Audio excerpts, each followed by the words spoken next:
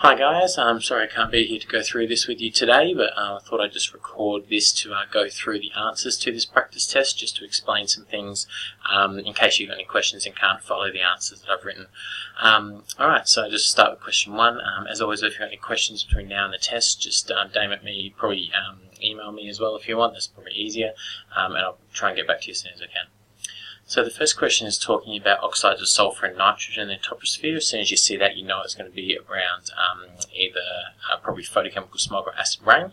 Okay, so this one, first part is asking you to write the subshell configuration for a sulfur atom. So you need to find its atomic number off the periodic table, which is 16, and then you just fill it through. So 1s2, 2s2, 2p6, 3s2, 3p4. And then it asks you to use this to explain its position in the periodic table. When it says explain, it's really important that you don't just state. So if you just said P block, period 3, group 6, that's stating it and you wouldn't get the marks for it. You need to explain. The highest subshell is 3p4, so it must be in the P block. The highest subshell number is a 3, so it's in period 3. And in the 3s2 and 3p4, add them together, gives you 6 electrons, so that gets you group 6. Okay, so it's important that you read the wording in the question, and it does ask you to explain it, so make sure you explain rather than state. Then again it says explain with the use of equations how sulfur dioxide in the atmosphere can significantly lower the pH of rainwater. We need to have at least, it says equations, so you need to have at least 2. Okay, so first of all we've got the sulfur dioxide converting to sulfur trioxide, and then sulfur trioxide reacting with water to form sulfuric acid. You could also put in this equation here of sulfur dioxide forming sulfurous acid. Then you explain how it lowers the pH. Both sulfurous and sulfuric acid are strong acids. They readily donate protons or H+ in solution, which lowers the pH, so make sure you explain. Then we've got a sample of rainwater was found to have a hydronium ion concentration of 3.16 per 10 to the minus 6 moles per litre. pH is negative log H+, so you just put it in your calculator and get 5.5. Make sure you can do that. Then it says state with a reason whether or not this rainwater will be classified as acid rain. So you're stating it is acid rain, so there's a mark you get there. And then the reason is because it has a pH lower than 5.6, which is what we define acid rain as. Now it asks you to name one other gas that contributes to acid rain and use an equation to explain how it does this. Now notice the question asks you to name it. It says name it. It doesn't write the form, it doesn't say formula or anything. So if you write NO2, that's not naming it. Nitrogen dioxide is the name. If you're at NO2, no grade. Alright, so make sure you write nitrogen dioxide. You give the equation here for the formation of nitric acid. There is another one where you can form HNO2, which is nitrous acid as well. Either of those equations is fine. And then you can use an explanation. You can then explain how it lowers the pH. Nitrogen dioxide dissolves in water to form nitric acid, a strong acid which readily donates H+ again, same as the sulfuric and sulfurous. Now ask you to identify one natural and one man-made. You don't need to explain or anything, you just need to identify it. So the natural method is by lightning, man-made is by supersonic aircraft.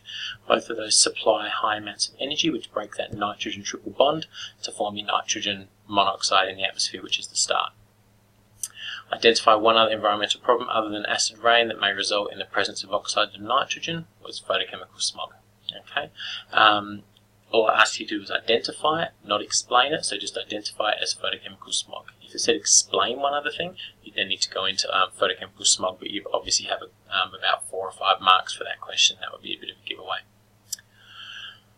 Alright, question 2. Concentration of carbon dioxide in the troposphere is critical to life on Earth. You know as soon as you see a question around carbon dioxide, you're going to be talking about greenhouse effect, so make sure you know about natural and enhanced greenhouse effect. So describe how carbon dioxide acts to maintain a steady temperature in the troposphere. So this is just about the natural greenhouse effect. Carbon dioxide traps some re-radiated heat from the Earth. This long wavelength radiation is reflected back towards the Earth, while the rest escapes out to space. So having some of that heat trapped and reflected back maintains that steady temperature of 17 degrees. Process of photosynthesis, write an equation. That should be second nature to you. That's bread and butter in chemistry. Hopefully you can answer that really easily and write that equation for photosynthesis. Okay, make sure you practice it. Then we get on to an extended response. Now you're going to have one extended response question in your end of year exam. Quite often it's probably going to be around environmental chemistry, so it's good to practice these. This one's just asking about the enhanced greenhouse effect. So when you're doing these questions, I suggest you highlight the important parts. Okay, so I'm just going to flick over to my pen for a minute here and do some highlighting for you. Okay, So, human activity has contributed to what is known as enhanced greenhouse effect. Explain what the enhanced greenhouse effect is, and then what human activity, oops, that's not drawing, I want to highlight. Sorry. So, what human activity has led to, human activity has led to the greenhouse effect, okay. Describe two consequences over here. It's not highlighting for me at the moment, sorry. So I'll just try that again.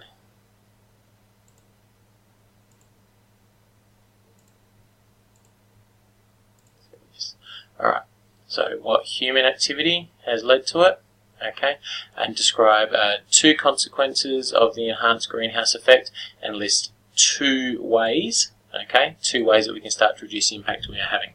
So it's really important that you make sure that you highlight those important sections, right, and then you answer your question.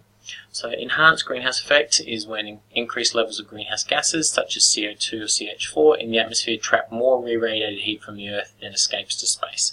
So it's important for you to establish why it's enhanced, because we have more of it being trapped than escaping into space, which will increase our mean global temperature, which is what I've got here. I've got the results of it here in increased weed growth, rising sea levels, and loss of flora and fauna. Notice I haven't answered it in the same way the question asked, in the same order I should say. I've done what the enhanced greenhouse effect is and then some consequences. I've then talked about human activities such as increased burning of fossil fuels, logging, increased mining, and rice paddy production. I've given 4, you only need 2, but I thought I'd put some extra in, okay. Has led to increased greenhouse gas levels. And then 2 ways that we can start to reduce it is by using renewable energy sources and planting more trees. So that's a well-structured paragraph. It doesn't jump around, okay, and it answers each of the sections. That would generally be worth about 8 marks in the test or exam. So make sure you can answer those and structure them out really well. Alright, exhaust gases from motor vehicles may contain oxides of carbon and nitrogen. So it says that nitrogen monoxide and nitrogen dioxide, 2 oxides, present in exhaust gases in motor vehicles, explained with the aid of equations, again plural, so you need at least 2, why both of them are present in exhaust gases. Well, the high temperature of the engine converts nitrogen into nitrogen monoxide, there's the equation, and the nitrogen monoxide reacts with oxygen gas in the air to form nitrogen dioxide, there's the other one. And then with reference to nitrogen monoxide and nitrogen dioxide, explain the difference between the terms primary and secondary. Well, the primary pollutant is emitted directly into the atmosphere. So here we've got nitrogen and oxygen forming nitrogen monoxide. That's emitted directly into the atmosphere from the engine, right? So that's a primary pollutant. Secondary pollutants are formed by reactions in the atmosphere, normally primary pollutants. So nitrogen dioxide is formed from the nitrogen monoxide primary pollutant reacting with more oxygen. So make sure you can explain the difference between primary and secondary pollutants. Why is ozone considered a pollutant in the lower atmosphere? Well, this is now about photochemical smog, and ozone, like PANS, is a respiratory irritant. It's harmful to human health, causes difficulty in breathing. Any of those answers would be fine for that. And describe using equations, again plural, how ozone is formed in the troposphere or lower atmosphere. So again, you need to just talk about, firstly, you don't have to put all of these in again, but you must get to this equation here. Nitrogen dioxide breaking down in sunlight to form nitrogen monoxide in this free radical. What you then do is have your lone oxygen radical combining with oxygen to form your ozone here. So really, if you don't want to put this first bit in, you don't have to. That just shows extra knowledge. But here, these last 3 lines are really the key for this question of how your nitrogen dioxide breaks down to form this free radical. That's really key. That reacts really quickly with oxygen to form ozone. Write an equation for a reaction that occurs in the catalytic converter. It's all about preventing these primary pollutants from escaping out of the car. So we get nitrogen monoxide and carbon monoxide forming carbon dioxide and nitrogen gas. State, it says state, not explain, so all we have to do is state. One undesirable consequence of an increase of carbon dioxide emissions into the atmosphere will obviously contribute to enhanced greenhouse effect. Can't be acid rain because carbon dioxide won't form a strong enough acid to lower the pH, so it can't be acid rain, it has to be enhanced greenhouse effect. You can't say greenhouse effect, alright, because this is talking about increase of CO2 emissions, so it has to be enhanced greenhouse effect as well. And without nitrogen oxide pollution being emitted from car exhaust, photochemical smog becomes less common. State 3 other factors. Well, the things that photochemical smog needs are pollution, which is nitrogen oxides, and it needs a temperature inversion, sunlight, and no wind. You just have to state it, you don't have to explain it. Alright, moving on to the titration question. Alright, first of all, it's just asking you to identify whether these are random or systematic errors and what effect they're going to have upon the titer value and precision and accuracy. So if you, this first question is deliberately set up to try and trick you. Right? If you've got a titration of hydrochloric acid with sodium hydroxide in a conical flask, and the student leaves a funnel in the top of the burette during all titrations, as soon as students read all titrations, you probably pretty much think systematic error. But this is a random error, okay? Because the reason for that is the funnel could drip the solution into the burette. It won't do it every time, and it won't do the same amount every time, so it's going to be a random error. So it could drip solution into burette, which would lower the titer value recorded because it would raise your meniscus, alright? And so the volume that you've added, actually, if this is the volume you've added and some drips drop in, it would actually look like it's that much, okay? So it reduces your titer value. That's a random error which affects precision. In one of the titrations, meniscus is adjusted above the line in the volumetric pipette. Well, this is a random error because once a time which again affects precision. This means you've got more volume in your pipette, which means you're going to require more solution out of your burette to neutralize it or react with it, and so it's going to have a higher titer value. Make sure you can explain those and work through them pretty well. Alright, now we've got a double question which involves atomic absorption spectroscopy and some titration in here as well. So we've got 3 titrations here. We've got, 4 titrations I should say. We've got a massive steel wall, 1.495 grams. And remember, as soon as you go through this, okay, make sure that you are highlighting these sort of things, okay, and then you're writing things like, let me change to a red color, okay, for that one you'd write 4 significant figures. Okay, and so you identify that's got 4, this one here has got 3, this one here has got 3 as well, so you're going to need to, and this one over here has got 4. So the least accurate is 3 significant figures. That's what you need to give your answers to. Okay, now as we go through, we add it to a 200 ml volumetric flask, so we make it up to a standard solution, and then we take a 20 ml sample of that for the titration. So make sure you use the right volume when you're doing your calculations. We titrated with potassium permanganate, concentration 0.0205 molar. Now, we need to work out our titer values, 22, 22, 21.9, and 22.05. Now, in this case, when we're calculating the average titer, we wouldn't include this third one here, because that's actually not concordant. The range between the 22s and the 22.05 is less than if we include that one with these ones. So that range of those 3 is 0.1 of a mil. These ones here is 0.05. So they're more precise, so we would use those, and we wouldn't include that third one. It's perfectly fine to include your rough titration if it's a concordant titer, that you don't have to disclude it straight away. So the average titer is 22.017 mils. You don't need to use your significant figures for this one, otherwise it would be 22.0, which wouldn't be right. Okay, when you're doing your average titer value, you don't have to use significant figures. Now, describe how the endpoint of the titration will be detected. A lot of students would normally just write the first permanent colour change, but you need to describe it, okay? Not just because the first permanent colour change is stating how the endpoint is observed. You need to describe it. So you need to say what the colour is, which is colourless, and what colour it's going to, which is pale pink. So make sure you do that when you're doing any question about what the colour change will be. And the reason we have that colour change is because we're using potassium permanganate. So we've got that lovely magenta colour in the burette. As it's being dripped down into the iron solution, it's going to go colourless.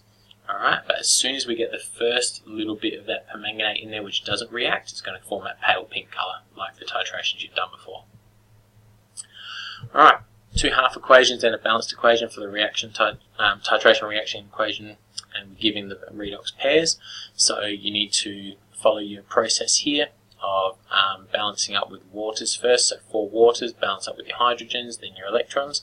The second one's really easy, and then you cancel out your electrons in order to get your overall equation here where you've got rid of your electrons. If you need to practice those half equations, I suggest you do that. You may get a redox titration in the exam, so you just have to have a look and practice it. Calculate number of moles of permanganate ions titrated. Well, it's the concentration, which was 0.0205, times by the average titer value. So 3 significant figures is 0.000451, or 4.51 by 10 to the minus 4. Mole ratio from the equation is 5 to 1. So it's 5 times that for the number of moles of iron, right, to give us this against 3 significant figures. Right, and then calculate the concentration in the 20 ml sample in grams per litre. So if we do number of moles over volume, we had a 20 ml sample that we took, that gives us our concentration in moles per litre. To go from moles per litre to grams per litre, you times by the molar mass, and we're doing it for iron, Fe2+, so the molar mass is 55.845, and we get 6.30 grams per litre. So it says, hence calculate the mass of steel wool in the 200 ml solution. Now that's actually an error, in the question. That should say calculate the mass of iron in the 200 ml solution. Okay, so if there is 6.30 grams in 1 litre, which is what we've got from up here, and we had a 200 ml sample, so if we come back up here, we had this much, which is made up to 200 mils. Okay, so there was 5 lots of 200 mils, so 6.3 grams per litre divided by 5 gives us 1.26 grams in 200 mils. Okay. If we do 1.26 grams now, divided by the mass of steel wool that we had, which is 1.495, times that by 100, that gives us our percentage weight per weight of iron in the steel wool. Alright, so in the test that you've got, that actually it does have the correct thing there. It says calculate the mass of iron in the 200 ml solution. It's just that when I first did this up, I forgot to change that, sorry. Alright, make sure you can follow that through. It's not a back titration, so you might want to practice doing back titrations as well prior to the test, but in this case it's a double one with atomic absorption, which is where we're going to now. So we've got the graph we need to do up, absorbance versus concentration. Okay, if you remember, the absorbance depends upon the concentration. Independent variable always goes on the x-axis down the bottom. Alright, so we've got concentration here, absorbance on the side. We plot our values of 20, 40, 80. Now obviously this question could be one that asks about if there's a systematic error present, and you would see that because the absorbance was not equal to 0 there. But here we've got the rest of our values. We plot our standard solutions, we put our line in for our line of best fit, and then the question asks us to use the graph to determine the concentration. So if it says use the graph, you have to use the graph. So you have to draw the line onto it here. So there's our 0.35 absorbance across to the line, down to here, gives us about 63 parts per million in the dilute sample. Okay, because we've diluted a 10 ml sample into a 1 litre solution. So we've done 100 times dilution there. Okay, now the question here asks us for the original sample. So what we need to do is multiply it by the dilution factor to get the original parts per million concentration. Alright, and then we need to convert this to grams per litre. Now 1 part per million is 1 milligram per litre. So we should divide that by 1,000 to get it down to from milligrams per litre to grams per litre, because there's 1,000 grams, 1,000 milligrams in a gram, and we get 6.3 grams per litre. If that looks familiar, 6.3 grams per litre is exactly what we calculated here in the titration as well. So the atomic absorption spectroscopy and the titration have given us the same values. Alright, hopefully you've been able to work through this. Now, a couple of things I need to say about this test. Number one, it does not have any chromatography in there. Okay, and it doesn't have any iron chromatography in there either, so you need to make sure that you know those from some of the other practice tests or the weekend exercises we've done. So make sure you brush up on chromatography and ion exchange chromatography, because they're not in there.